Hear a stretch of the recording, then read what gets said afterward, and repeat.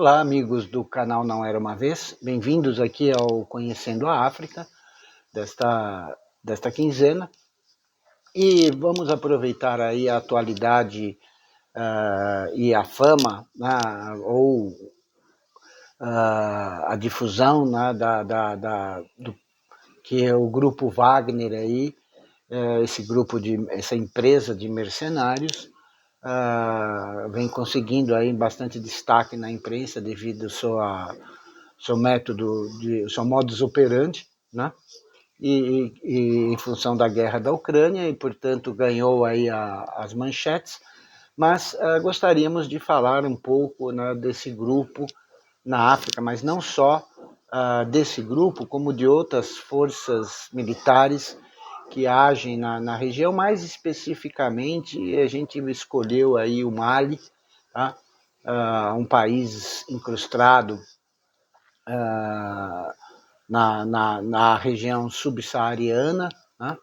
Em parte do Saara e subsaariano, e que faz fronteira ali ou que está na porção noroeste do continente, ali fazendo fronteira com a Argélia, Mauritânia, Níger, Burkina Faso, Guiné, né? Costa do Marfim, Senegal, né? Então, um país aí que sem saída para o mar, na realidade, e que vem aí ocupando, né, as manchetes em função de toda a instabilidade política, econômica, né, a crise humanitária que vem ocorrendo aí já desde há muito tempo, na verdade, tá? Já fazem aí mais de 15 anos, ou desde do final do século passado, vem passando aí por problemas sérios políticos, econômicos e humanitários, tá? Mas uma região rica culturalmente, de um patrimônio natural também extremamente rico. Então, aonde está um dos principais enclaves comerciais da antiguidade aí, que é Timbuktu, tá? Uma cidade, né, um entreposto, uma cidade que servia de ligação entre a região da África subsaariana e a Europa, o norte da África, o Oriente Próximo. Tá? Então, ela tem aí uma história, portanto, e um patrimônio cultural bastante rico que nos interessa. Tá? Essa região, né, que nós estamos aí, onde está localizado o Mali, foi onde se desenvolveu o famoso Império do Mali, tá? Um dos centros aí de difusão da cultura islâmica, que a partir do século XV acabou sendo suplantado aí pelo Império Songhai, posteriormente pelo Império de Gana, e em 1898 foi ocupado pela França, né? Passando a ser chamado de Sudão Francês, né? A partir de 1904. Em 1959, o Mali formou juntamente com o Senegal a Federação do Mali, que durou pouco mais de um ano, né, uma vez que em 1960 o Mali conseguiu sua independência, tornando-se uma república. Tá? Logicamente, como eu disse, o Império do Mali deixou lá, né, ou permitiu, ou possibilitou a formação de uma cultura bastante rica, né, com construções enormes, construções que arquitetonicamente com conhecimentos de engenharia que suplantavam em proporções as maiores construções europeias na época, né, ou seja, ali por volta na nossa Idade Média aqui. Então, não é uma região que é desprezada ou desértica, muito pelo contrário, é uma região que tem história, até porque em Timbuktu nós temos aí até no século XIV, ou a partir do século XIV, bibliotecas, né, que se constituíam como maravilhas do seu tempo, né? Que perdiam apenas para a Casa de Sabedoria de Bagdá e a Biblioteca do Cairo, no Egito. Tá? Ou seja, era a terceira maior biblioteca da África, né? No século XIV. Nós estamos falando aí, então, de bastante tempo atrás. Então, é uma região que possui, né, bastante história, né, e produziu bastante cultura, portanto, não é uma região de se desprezar, né, como faz normalmente a historiografia europeia, que desqualifica, né, ou a África como um continente selvagem. Muito pelo contrário, um continente com cultura, uma região extremamente rica culturalmente. Tá? Mas isso é a questão mais histórica. Na questão geográfica, tá? A gente pode dizer que o Mali é um dos países mais pobres do mundo, com uma economia dependente de mineração, principalmente do ouro, né, e agricultura de algodão, mas um país com 1.200.000 quilômetros quadrados, portanto um dos maiores países da África. Tá? A capital do Mali é Bamako, tá? Que é a sua principal cidade, e que tem aí um clima tropical e árido e tropical semi-úmido e semi-seco. Tá? Uma população de por volta de 16 milhões de pessoas, tá?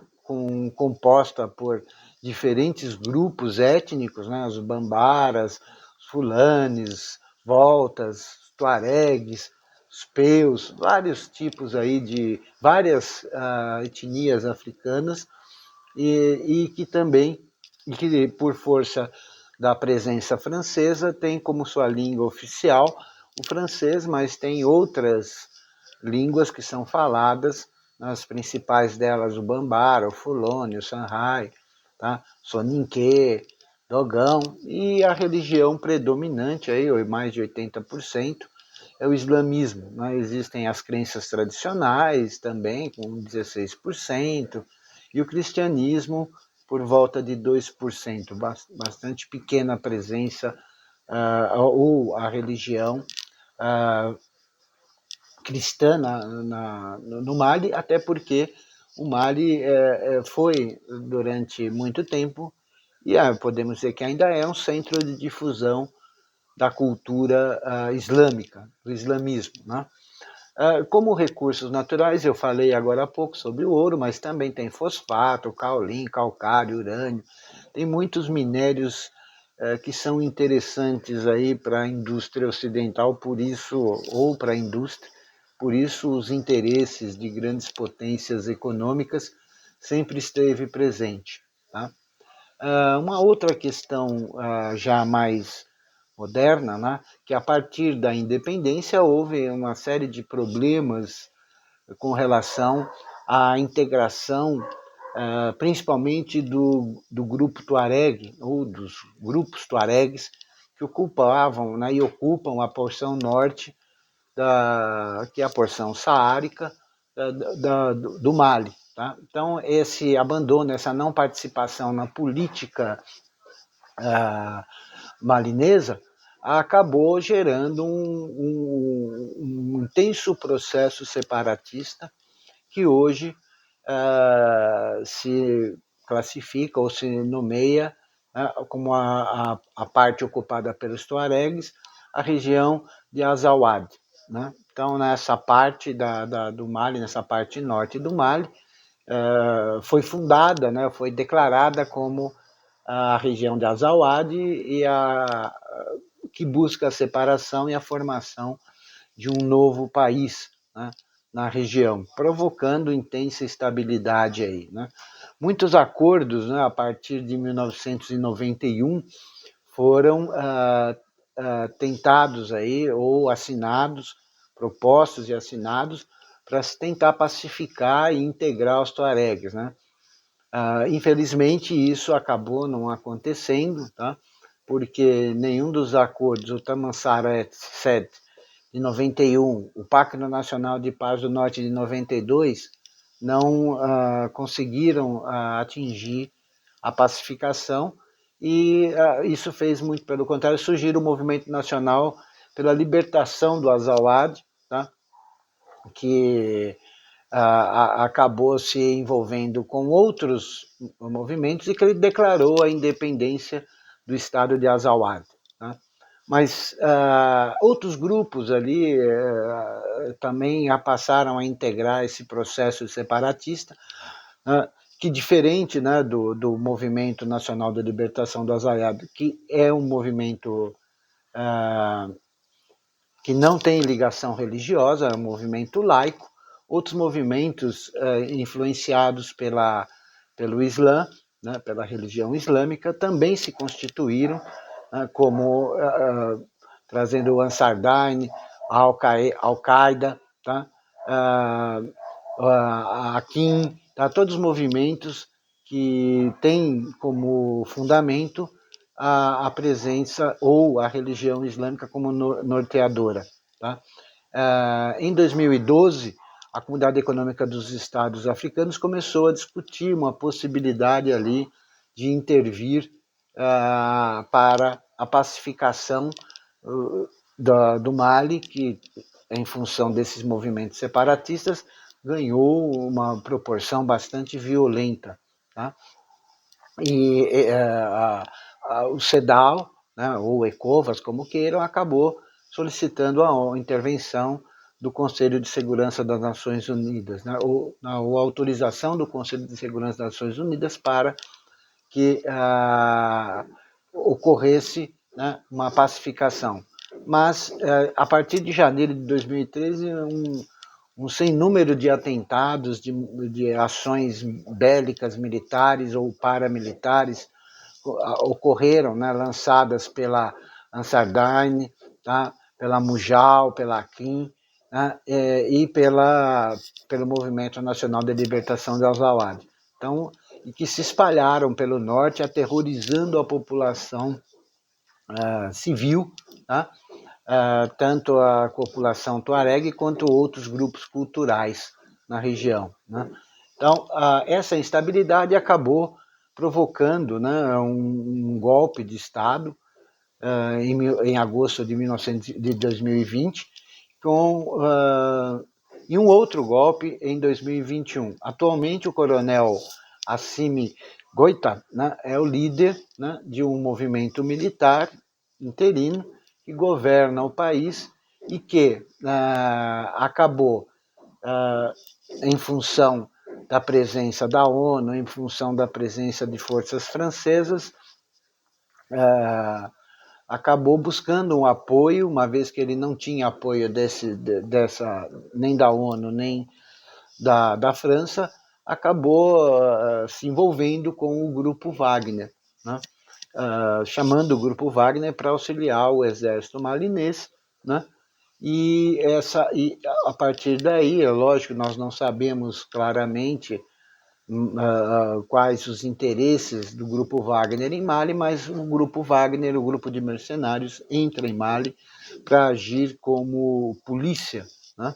Para agir como força auxiliar de segurança, e com isso a violência aumentou, porque o método desse Grupo Wagner, ou a premissa dele de agir no Mali, é uma premissa de impor o medo. Então, ações muito violentas praticadas por esse grupo juntamente com o exército malinês acabaram aterrorizando e provocando uma migração, né?